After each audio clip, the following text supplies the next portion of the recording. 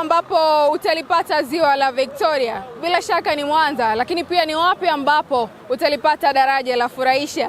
Bila shaka ni Mwanza pia. Lakini pia ni wapi ambapo utaupata uwanja wa CCM Kirumba? Ni Mwanza. Kutoka Dar es Salaam, PMTV tumefunga safari mpaka Mwanza kwa ajili ya kuhakikisha tukuletea taarifa za matukio kuelekea mchezo wa nusu fainali ya pili ya michuano ya kombe la CRDB. Niko hapa Latifa Nafi, Amani ndimo nyuma ya kamera. Kama ambavyo unashuhudia, tuko hapa kwa ajili ya kutazama mchezo wa nusu fainali ya pili, Azam FC dhidi ya klabu ya Young Africans kuanzia majira ya saa 9:30 jioni. Kwa kutazama tu, haya ndio mazingira ya asubuhi hii ya Mwanza kabla ya kushuhudia mchezo huo wa hatua ya nusu fainali, ukiwa kumechangamka, watu kutoka maeneo tofauti wakiwa wanaonekana hapa, lakini pia bila kusahau jezi za kijani na njano, lakini pia jezi za rangi ya bluu na nyeupe zikiwa zinaonekana hapa. Kwa hiyo cha kufanya, mwambie na mwenzako kwamba PMTV tayari wako pale CCM Kirumba kwa ajili ya kuhakikisha na kuletea matukio hayo mfululizo kabla na baada ya mchezo.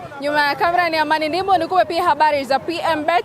Kuna promotion ya Daka Ndinga kwenye hii michuano ya kombe la dunia. Kwenye hizi wiki 6 kuna IST 6 ambazo zinakwenda kutoka kila siku ya Ijumaa kuanzia majira ya saa 4, draw ambayo itachezeshwa automatically. Sasa unaingiaje kwenye draw hii? Hakikisha unasuka mikeka kadri unavyoweza kupitia PMBet, na maafisa ubashiri 100 wa mwanzo ambao watafanya vizuri wataingia kwenye draw hiyo, na mwisho wa siku mshindi mmoja wa IST atapatikana. Tembelea tovuti ya